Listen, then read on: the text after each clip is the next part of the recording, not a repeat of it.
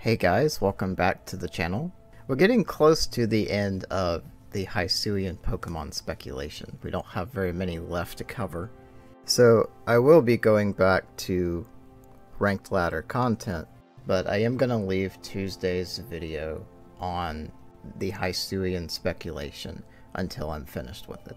So Tuesday is going to be this content, and Thursday is going to be ladder content for now. But anyway, back to this video. The Pokemon I want to talk about today is Sneasler. Now, Sneasler is a fighting and poison type, which initially that kind of looks bad because you do have a 4X. But a 4X to Psychic is really not the worst thing to have. It's one of the better 4x super effectives to have. There's not a whole lot of Psychic type offense in the VGC format, and a lot of strong Psychic types, such as Solgaleo and Calyrex, don't actually run the Psychic type moves.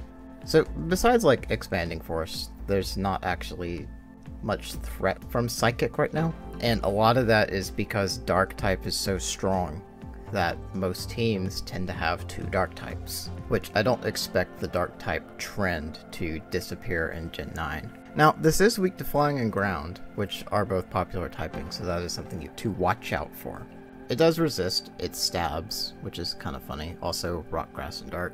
And it has 7 super effectives on the offensive side for your stab, though it does have a hard time hitting Ghost and Poison types. So overall, this is a decent typing. You do have a fair amount of offense, and you are only weak to 3 typings, which can be worked around, especially Psychics. Pretty easy to work around, just have a Dark type. So I think this is a lot more usable typing than Weavile. Alright, moving on to abilities, we have Pressure. Probably would not use that. And the hidden ability is Poison Touch, so you do have a chance of poisoning opponents. I would say for the most part, Poison Touch is a little bit better than Pressure, just because if we go into stats, the physical defense on this is 60, and with 80 base hit points, it's not very bulky. Now, it does have decent special defense, 80 base, and it is quite fast at 120 speed. And with 40 special attack, you are definitely not running special attacks on this thing. But 130 base physical attack, that is high. And with this typing, that's actually pretty good.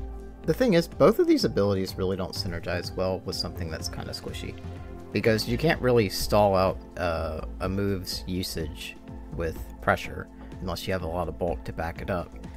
And Poison Point, you might poison something and probably still explode to a really strong hit anyway. So you're really not going to be using this for its abilities. More so you're going to be using it for that high speed stat and high attack stat with its typing. Now, this does have a signature move, Dire Claw, which is a 60 power physical poison move with 100% accuracy. That is essentially Tri-Attack, but a physical poison move, because it has a chance to poison, paralyze, or drowse, which in VGC would be sleep, unless they actually bring Drowsy over from PLA. Kinda hope they do. At an effect rate of 50%. Now that is high. So it's a 50-50 if you're going to land one of these statuses. And although from my experience it never seemed like 50, it seemed like 10. 10%. But this also has a increased crit chance. It is a pretty decent move, and it kind of gives you an out if you need it, where you can just say roll for sleep, even though I think the chance of actually sleeping something with this move is lower than Hypnosis. You are getting an attack off at the same time, so it's a strat, and it's not consistent, but it is a strat. Most likely you would just run Poison Jab on this if you want a more consistent offense. Now, this does get the best fighting move in the game, Close Combat, so you definitely want to run that move. Drain Punch is interesting. I'm not sure if this makes good use of it. It does still get Snarl, and that is kind of neat. You would not use that in an offensive capacity at all, but with its high speed stat, you could run Snarl as a way to support something else. It does have coverage for Ghost in the form of Shadow Claw, although it does not have a great way to hit poison, so I guess you would just hit a poison type with Shadow Claw.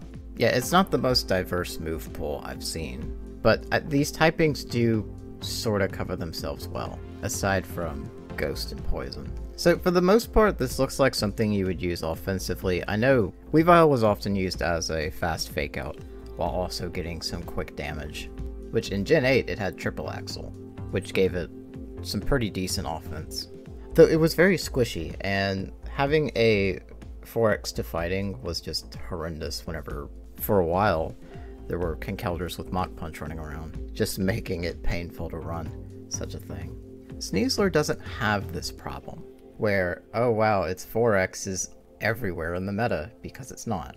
So technically, this is more bulky than Weavile. And although it doesn't get Fake Out was also not in PLA, so there is a good chance it would end up getting Fake Out. Which, if it does, this would be quite useful as a fast Fake Out, as well as just getting some quick poison or fighting type offense into your opponent.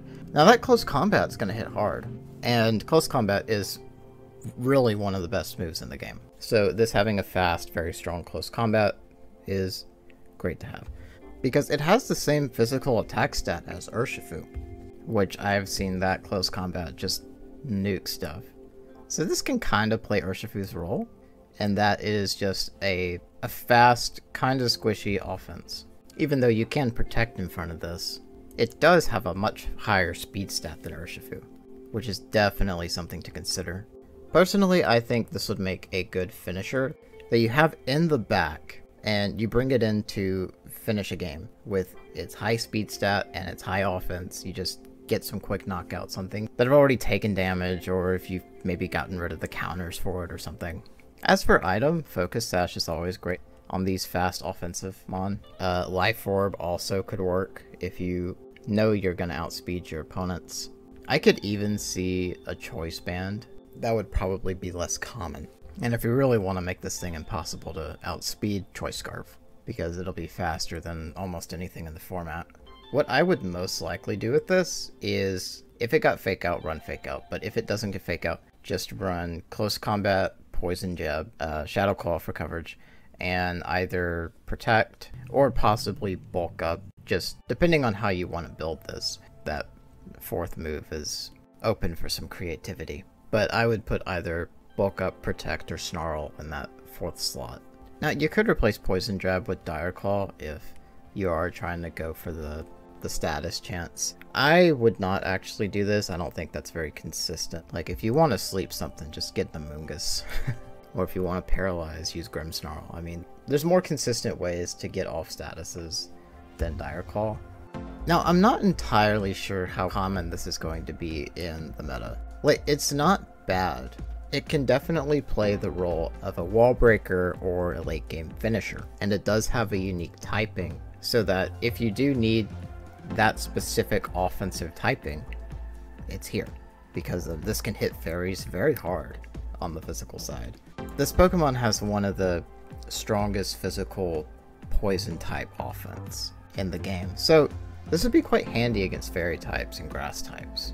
Personally, I think it kind of plays like an Urshifu, and while I don't think it completely replaces Urshifu, it is faster though. I think this will be good, but I'm having a very hard time trying to place it, because I think it is going to be dependent on what is popular in the meta. So if there's a lot of fairy types and steel types in the meta, you're probably going to see this a good bit. This also dealing with those strong grass types. It's a good way to just get rid of very specific mon. But this is not a mon you build a team around, because it is more glass cannon in nature. This is something you put in a team to have as an offensive support / wall breaker or whatever.